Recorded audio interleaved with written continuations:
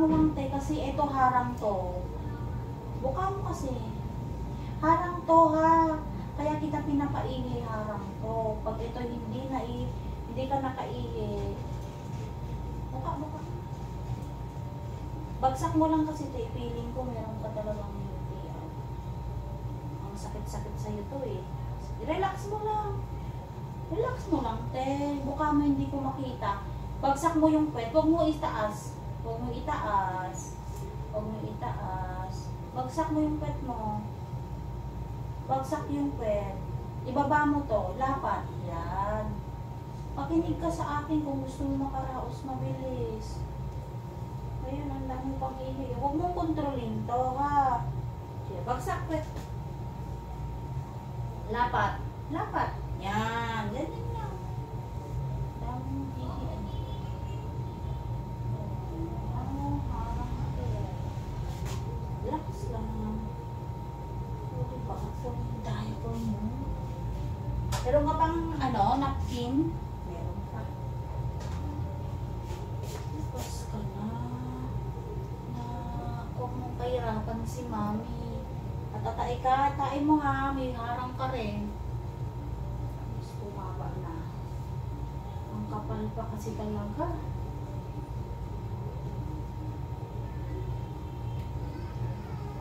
To 8 cm ka na. Kaya bumaba na siya. Sige. Pag may sakit, ganun gawin mo ha. 8 ka na. Ayan o. Bumaba na siya.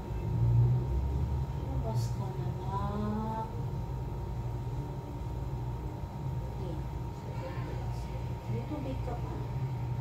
Ayusin lang natin. Masakit na naman. Masakit. Sige. Labas ka na na. Ate, ibuka mo lang to. Palambutin mo to. Hindi lalabas to. Sabi ko sa'yo, makinig ka sa akin. Hindi ako nagagalit pero gusto kong pabilis na ay maayos yung panganganak mo. Ha? Sige nga, hingang malalim tikom. Push mo kamay ko. Turo, pasak, kahit ire. Todo. Sige pa. Ayan. Nandiyan pa yung panigan mo. Taas pa kayo.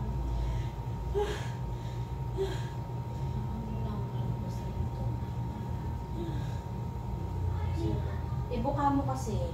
Huwag mo iniipit, hayaan mo lang. Pag nag-ahay kami sa'yo, ganito, di ba? Pag manganganak ka, kailangan bukang-buka.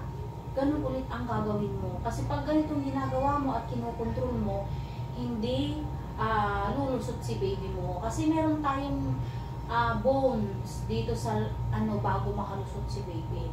Kailangan nakarelax ito para lumusot siya sa mismong buto ng bito natin, balakang na. Kailangan nakarelax ka, hindi siya lalabas.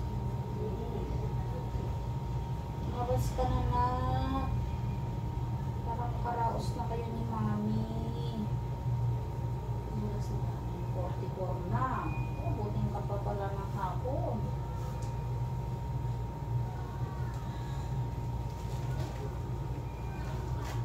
Angat puwet ate.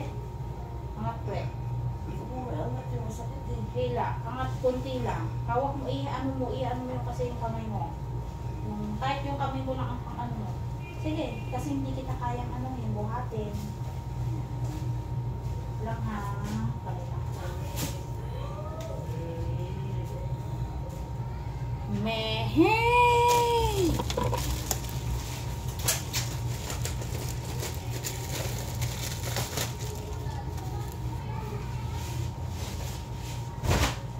Mo? Sige na. Sige pa. Sige pa.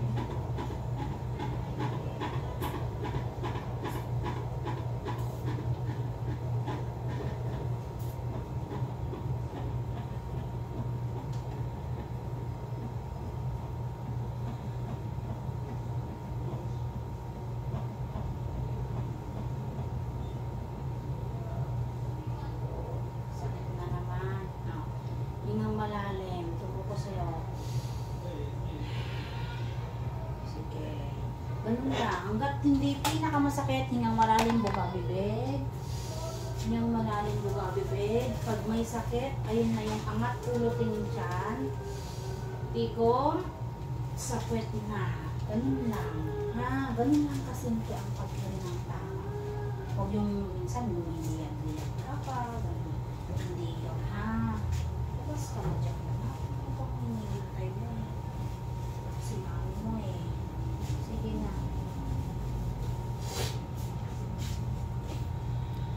Kaya mo yan, ate.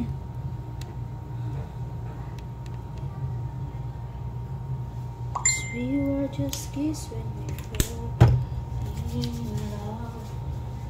Not knowing why.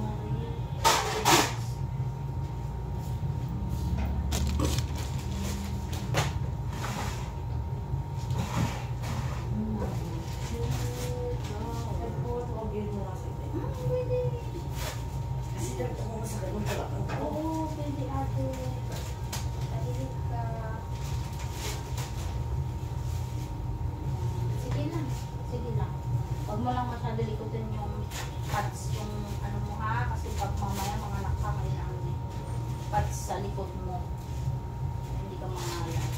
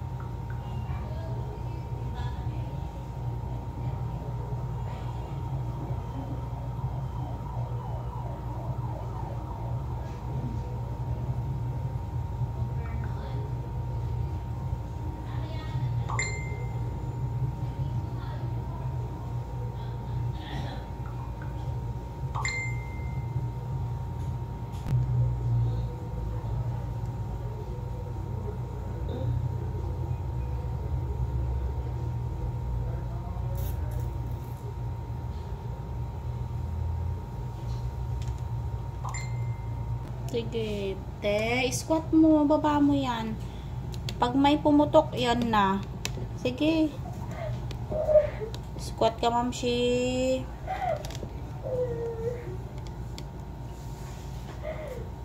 Ate. Sige na.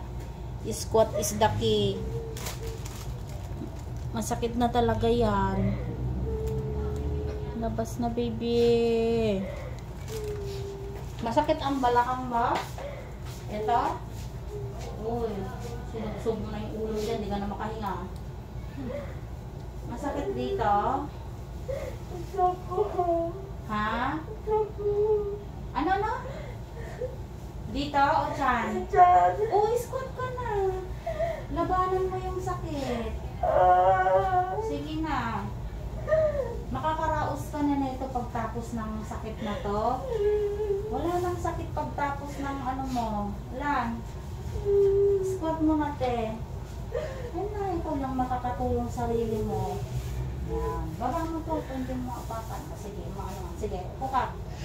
Yan. Sige, mahaba. Gigil mo. Baba mo yung ito mo. Yan. Sige, upo. Baba mo yung dalawang paa mo. Bubuwal po ako eh. Ha? Bubuwal ako. Ano na? Bubuwal. Ano, bubuwa? Pag nag-upo ka ng diretso? Oo. Oh, sige lang. Ay, Sige. hindi ko kaya. Ano mo yan? Natatay ka na ba? Ate. Kaya mo yan. Labas ka na na. Ano, higa ka na? Oo, kailangan mo dahan-dahan na. Sige. Ito na. Naku. Sige, sige. kumot na po. Wala pa. Sige pa. Isang paa sa kabila. Taas konti yung pet.